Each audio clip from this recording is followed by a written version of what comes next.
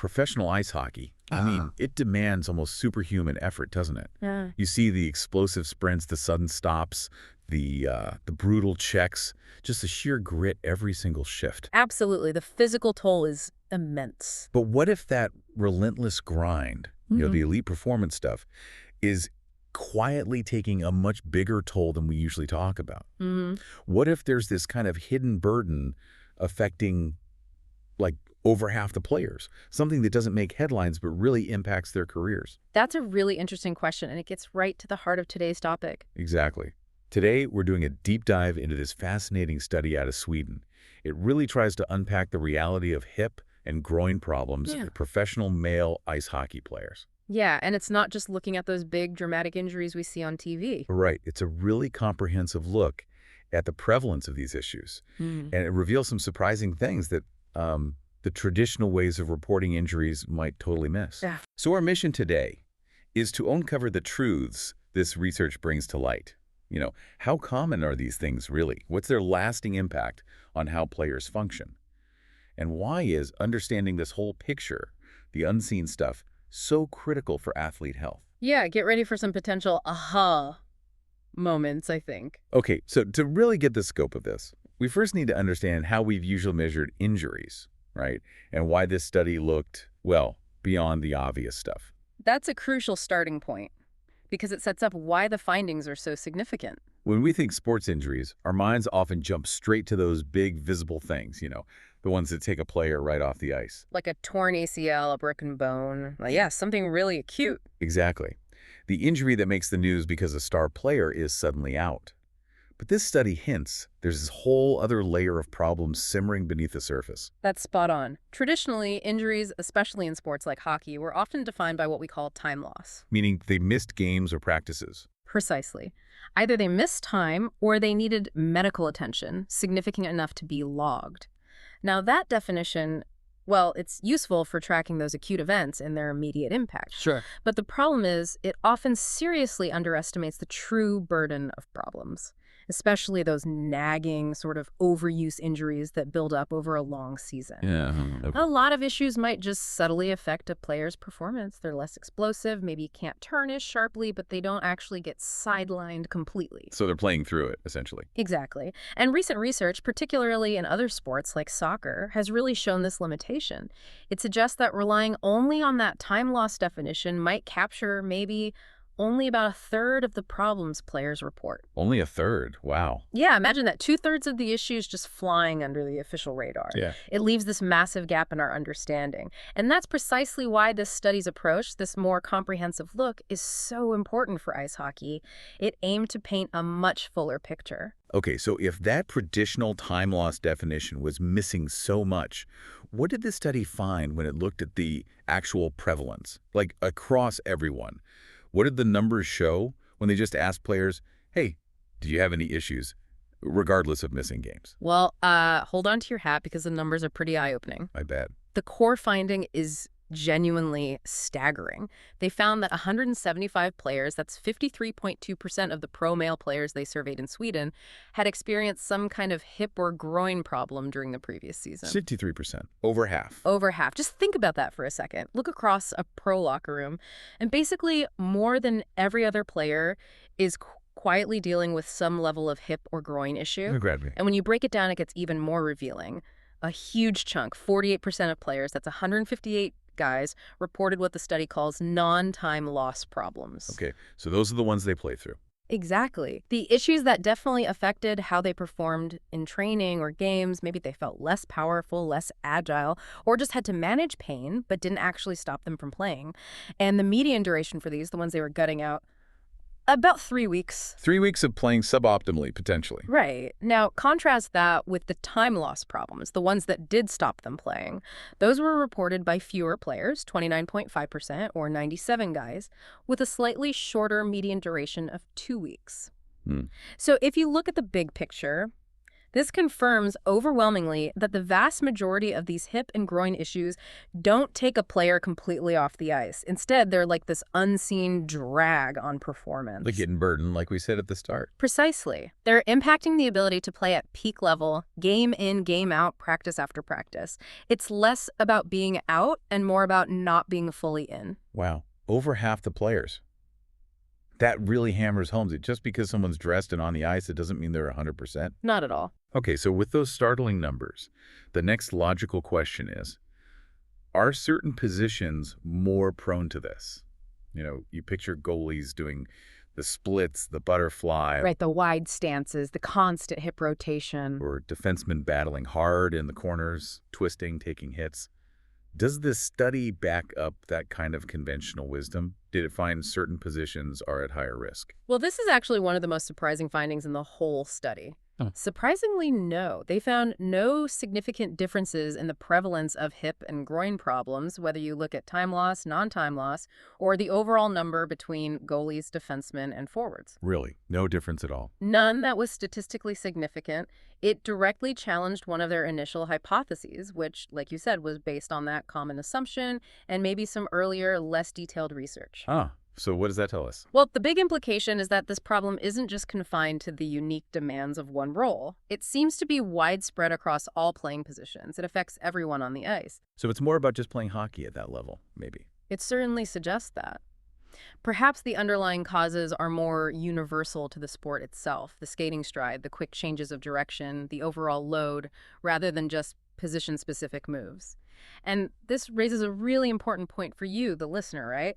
About how we perceive risk. Yeah, we definitely stereotype injuries with positions. We do, but sometimes the reality is much more universal than we think. That is truly counterintuitive. If it's not about those specific kind of extreme movements we link to certain jobs on the ice, maybe it tells us something about the general wear and tear, or how teams should maybe rethink prevention, like targeting everyone. Exactly. It shifts the focus. Instead of just thinking about goalie-specific hip exercises, maybe we need a broader assessment of the demands hockey places on the hip and groin for everyone. Makes sense.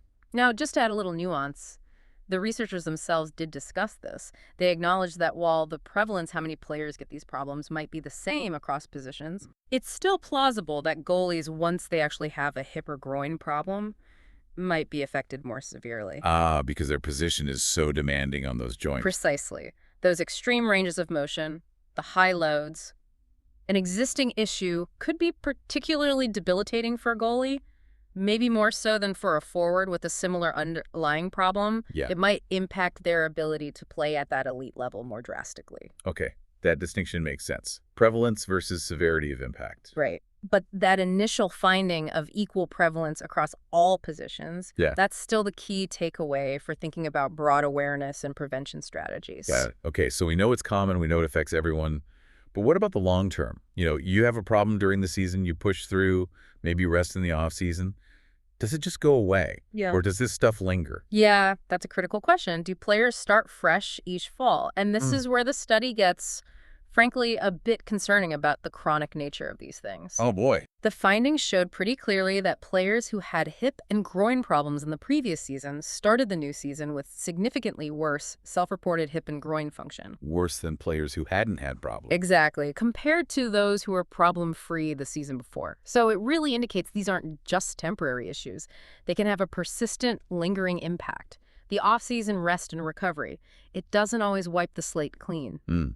So last season's aches can become this season's disadvantage? That seems to be the case. And the study dug deeper into that. They found a really strong link between how long the symptoms lasted and the level of disability reported later. So the longer you had the problem? The worse off you were functionally at the start of the next season. Yeah. Specifically, players with long-standing symptoms, and they define that as lasting longer than 6 weeks. Okay. Those players showed the most severe impairments across all the different areas, measured by this thing called the Copenhagen Hip and Groin Outcome Score, the HAGOS. HAGOS, what does that measure? It's basically a detailed questionnaire. It helps players quantify how their hip and groin issues are affecting everything. pain levels, specific symptoms, daily activities, their ability to play their sport and do other physical activity, and even their overall quality of life. So it's a pretty comprehensive picture of the impact. Very comprehensive. And those with problems lasting over 6 weeks scored worse across the board. Pain, function, quality of life, everything was impacted more significantly. Wow, that's a huge finding. It means what happens this season could genuinely handicap a player next season. It creates this kind of cumulative burden. Absolutely. It paints a picture of a cycle that can be hard to break. So if these problems have such a lasting impact, what can actually be done, like proactively? How do you catch these things before they become chronic 6-week-plus problems? Well, that's exactly the crucial question these findings point to, isn't it? If they stick around like this, then early identification and early intervention become absolutely vital. You want to stop things from becoming long-lasting functional problems. Right. Are there practical ways to do that? Yes, and the study mentions one potential tool. It highlights the 5-second squeeze test, the 5SST, as a potentially useful, practical thing teams can use. The 5-second squeeze test. What's that? It's actually very straightforward. The player basically just squeezes something like a small inflatable cuff, or even just a soft ball between their knees as hard as they can for 5 seconds. Okay, and what does that tell you? It's a quick, easy, non-invasive way to get a read on their adductor strength and maybe endurance, the muscles on the inside of the thigh. And that's known to be important for hip function and stability, especially in hockey players. Right. Research has shown it can be a decent indicator of sporting function and strength in hockey players. So it's potentially a valuable, really easy to implement screening tool. Teams could use it regularly, maybe track changes over time, and catch subtle weakness or issues before they escalate into a major injury or a chronic problem. So simple tests like that, done regularly, could be part of the solution. They could be part of a broader preventative strategy, absolutely. Regular monitoring, plus maybe targeted exercises based on those findings. It could make a real difference in keeping players healthier longer. Okay, so we've covered how common it is, how it affects everyone, and how it can linger and build up season after season, kind of eroding performance. But what happens when things get really bad?